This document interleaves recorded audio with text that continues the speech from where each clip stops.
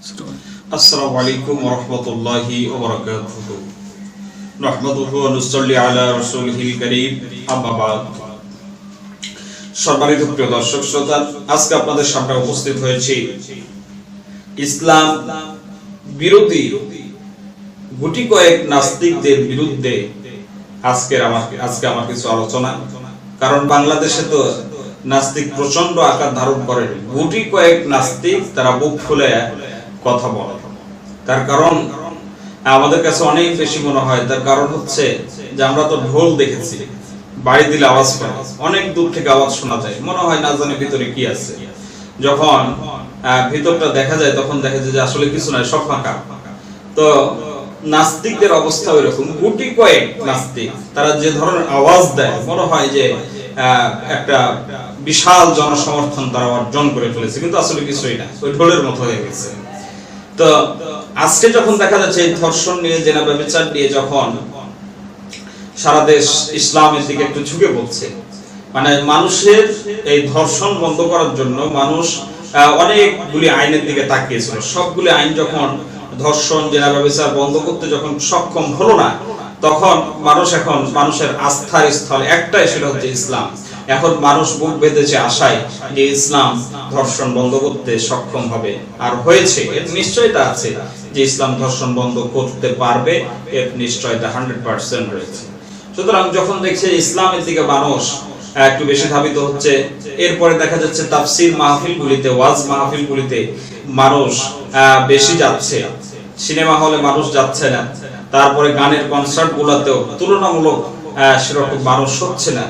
এই দৃশ্যগুলি দেখে কিছুদিন আগে দেখলাম যে নাস্তিকরা মানববন্ধন করেছে, 25-30 জনের বিশাল একটা মানববন্ধন তারা করেছে যে ওয়াজ মাহফিল বন্ধের জন্য।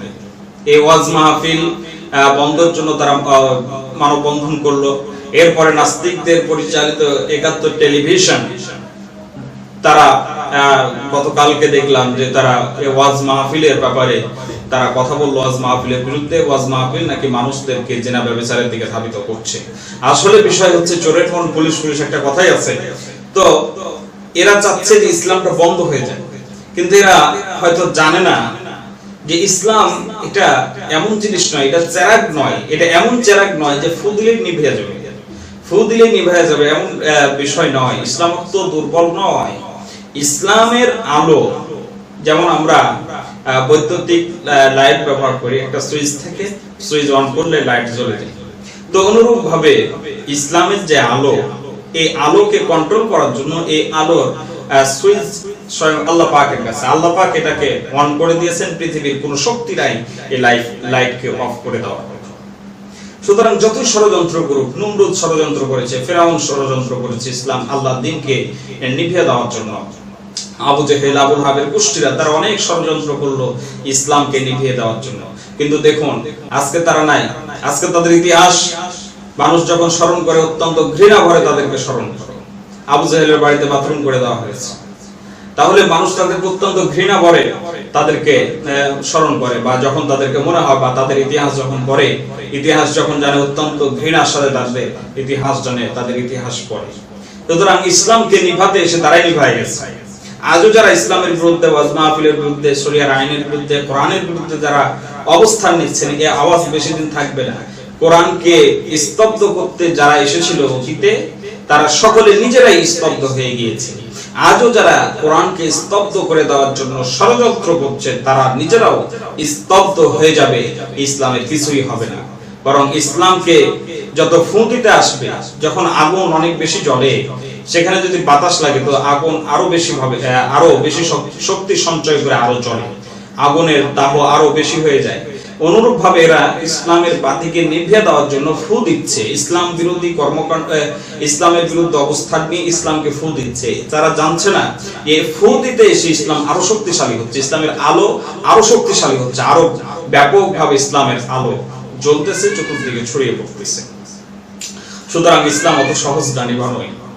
ইসলাম আছে, কিয়ামত পর্যন্ত থাকবে। ইসলামকে যারা স্তব্ধ করতে আসবে, তারা এই ইসলামের আলোতে জ্বলে পুড়ে ছাই হয়ে যাবে, কোনো অস্তিত্ব থাকবে না। সুতরাং যারা ইসলামের বিরুদ্ধে অবস্থান নিচ্ছেন, নাস্তিকদের সতর্ক হতে হবে। তারপরে নাস্তিকদের পরিচালিত যে সমস্ত মিডিয়াগুলি আছে, সেই মুসলমানদের দায়িত্ব হচ্ছে নাস্তিকদের পরিচালিত কোনো কিছুই মুসলমান গ্রহণ করতে পারে না। এটা হচ্ছে মুসলমানের ইমানি দায়িত্ব। মুসলমানদের ইমানি দায়িত্ব নাস্তিকদের সমস্ত কিছুকে বর্জন করা, সম্পূর্ণভাবে বর্জন করা। আল্লাহ পাক আমাদের সকলের ইমানি শক্তিকে আরো বাড়ায় দেন, আমরা সকলে বলি আমিন। সুতরাং ওয়াজ মাহফিলের বিরুদ্ধে আজকে তারা খবর প্রকাশ করছে, ওয়াজ মাহফিলের বিরুদ্ধে নাস্তিকেরা তারা মানববন্ধন করছে, অথচ আল্লাহ পাক বলছেন এই ওয়াজ মাহফিলে আরেকটা কথা, এই ওয়াজ মাহফিলে আল্লাহর কথা বলা হয়, ইসলামের কথা বলা হয়, কোরআনের কথা বলা হয়। আল্লাহ পাক বলছেন ওয়ামান আহসানা কাওলাম মিম্মান দাআ ইলাল্লাহি, আল্লাহ পাক বলছেন তার কথার থেকে উত্তম কথা আর কার হতে পারে, যে ব্যক্তি মানুষদেরকে আহ্বান করে আল্লাহর দিকে। ওয়াজ মাহফিলে মানুষদেরকে আহ্বান করা হয় আল্লাহর দিকে, তাদেরকে জিনার দিকে আহ্বান করা হয় না। ওয়াজ মাহফিলে মানুষদেরকে সন্ত্রাসের দিকে আহ্বান করা হয় না। ওয়াজ মাহফিলের মাধ্যমে মানুষদেরকে মদজুয়ার দিকে আহ্বান করা হয় না। মানুষদেরকে ওয়াজ মাহফিলের মাধ্যমে আল্লাহর দিকে আহ্বান করা হয়। ওয়াজ মাহফিলের মাধ্যমে মানুষদেরকে জিনা থেকে দূরে থাকার জন্য নসিহত করা হয়। নেশা থেকে, মদ, গাঁজা, হিরোইন, আদার্স অন্যান্য জিনিস থেকে বিরত থাকার জন্য নসিহত করা হয়। মানুষদেরকে সন্ত্রাসী কর্মকাণ্ড ত্যাগ করার জন্য এবং সন্ত্রাসী কাজ করলে কি শাস্তি, কি ভয়াবহ পরিণতি হবে, এই সমস্ত জিনিস বলে মানুষদেরকে সেখান থেকে ফিরে আসার জন্য নসিহত করা হয়। মানুষকে সঠিকভাবে চলার কথা বলা হয় ওয়াজ মাহফিলে, ওয়াজ মাহফিলে আল্লাহর কথা বলা হয়।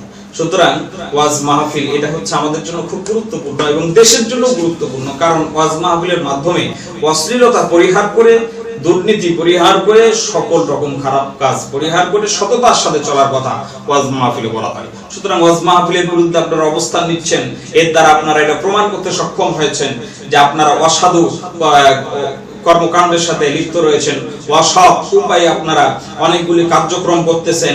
এই ওয়াজ মাহফিলের মাধ্যমে আপনাদের আসল রূপ, আসল চেহারা প্রকাশ হয়ে যাচ্ছে। সেজন্য আপনাদের গত্রদাহ শুরু হয়ে গেছে, মাথা খারাপ শুরু হয়ে গেছে। এই জন্য আপনারা ওয়াজ মাহফিলকে ঠেকানোর চেষ্টা করছেন, সক্ষম হবেন না এটাকে ব্যর্থ করার জন্য। ওয়াজ মাহফিল বন্ধ করতে আপনারা কখনোই সক্ষম হবেন না, বন্ধ আপনারা নিজেরাই হয়ে যাবেন। ওয়াজ মাহফিল চলতেছে, চলবে কিয়ামত পর্যন্ত ইনশাআল্লাহ। আল্লাহ আমাদের সকলকে হেদায়েত দান করুন, আমিন। আসসালামু আলাইকুম ওয়া রাহমাতুল্লাহি ওয়া বারাকাতুহু।